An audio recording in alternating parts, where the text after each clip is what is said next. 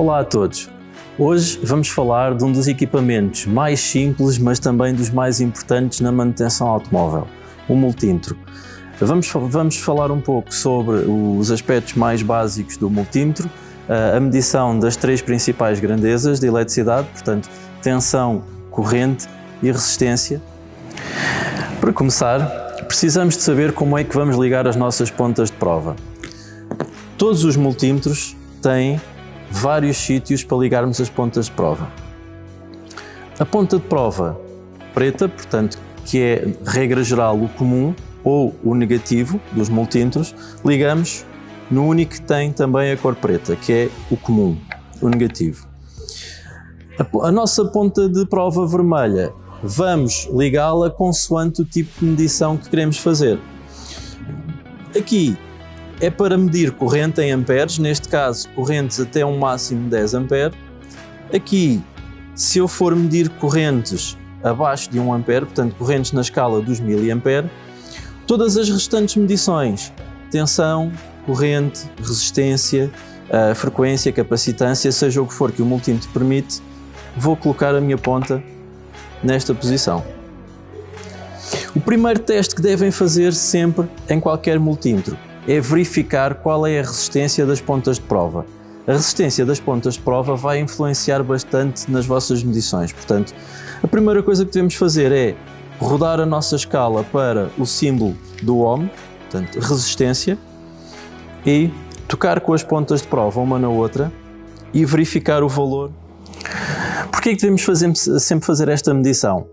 O valor da resistência das pontas de prova é extremamente importante porque vai afetar o valor da resistência que nós vamos medir. Alguns equipamentos mais caros permitem-vos fazer um reset automático deste valor, portanto carregam num botão e ele automaticamente coloca a medição a zero. Nos equipamentos que não conseguem fazer, temos que ser nós a subtrair esse valor. Um exemplo.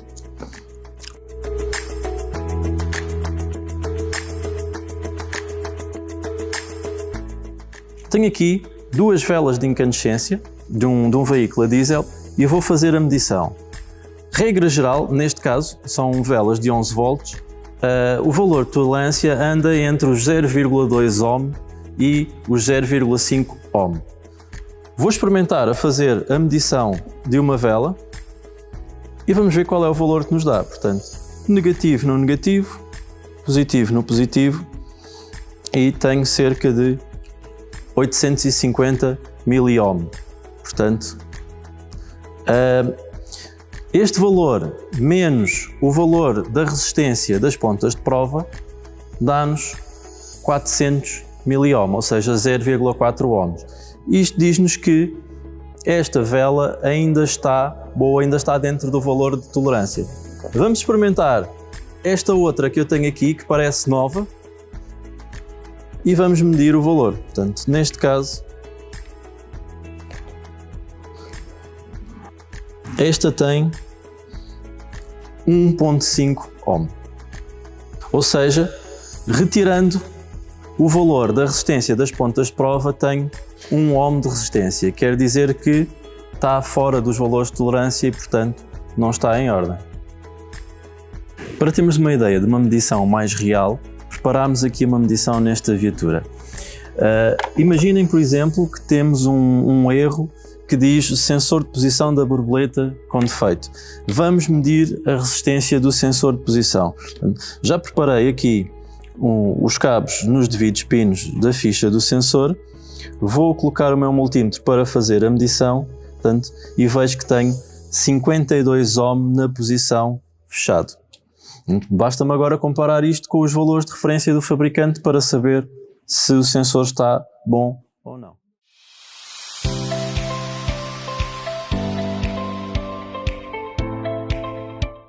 Agora que fizemos a medição de resistência, vamos ver a próxima grandeza. Portanto, a próxima grandeza que vamos ver é a tensão.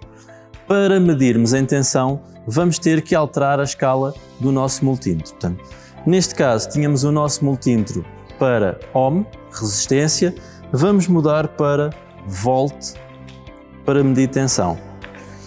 A medição mais simples e mais básica de tensão que temos num automóvel é a tensão da bateria. E é exatamente esse exercício que vamos fazer. Vamos ver qual é a tensão da bateria deste automóvel. Portanto, começamos por expor o borne positivo. Aqui tenho o borne negativo e aqui tenho o borne positivo da minha viatura e eu vejo que neste momento tenho 11.95 volt. Para aqueles que não sabem, quer dizer que esta bateria está descarregada. Logo aqui é uma das ilações que eu consigo tirar. A minha bateria está descarregada e precisa de ser carregada, neste caso. Acabámos de ver a medição da tensão, portanto, a rede de um automóvel, regra geral, é de 12 volts, de um automóvel ligeiro. No caso dos sensores, por exemplo, os sensores são alimentados pelo barramento de 5 volts da unidade de motor. Vamos experimentar a testar a alimentação de um sensor, neste caso o sensor de pressão da régua, e vamos verificar se ele tem de facto essa alimentação de 5 volts. Portanto, para não danificar nada, colocamos duas agulhas por trás da ficha e eu vou agora fazer a medição da tensão, portanto, e como podem ver, temos 5 volts.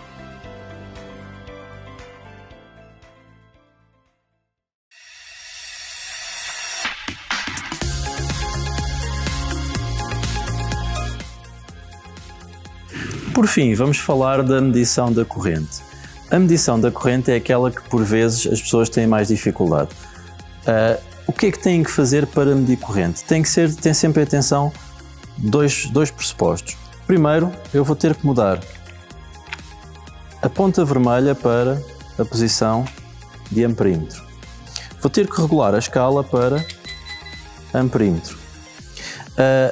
A grande dificuldade, ou não é a dificuldade, portanto, a grande diferença é que corrente nunca pode ser medida em paralelo. Se eu medir a corrente em paralelo, toda a corrente vai fluir por dentro do multímetro e eu vou queimar o fusível do multímetro. A corrente tem sempre que ser medida em série. Vou fazer o exemplo de medir correntes parasitas, portanto, correntes de repouso da bateria. O carro está desligado, a rede já adormeceu e eu vou verificar qual é que é o consumo da bateria. O que é que eu tenho que fazer para poder fazer esta medição? Eu vou ter que desligar um dos bornes, neste caso vou desligar o negativo, vou ligar uma ponta do multímetro no borne e a outra diretamente na bateria.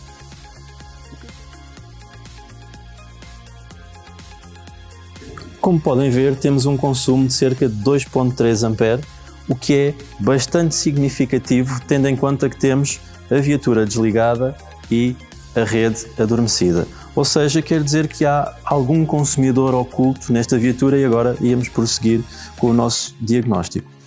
Espero que tenham gostado deste pequeno vídeo. Sigam-nos nas redes sociais, portanto, brevemente iremos lançar mais, disponibilizar mais vídeos e até breve. Chegou ao fim. Esperamos que tenha gostado deste pequeno guia. Para mais informações, por favor visite o nosso portal em www.cepra.pt ou contacte-nos através de e-mail ou telefone.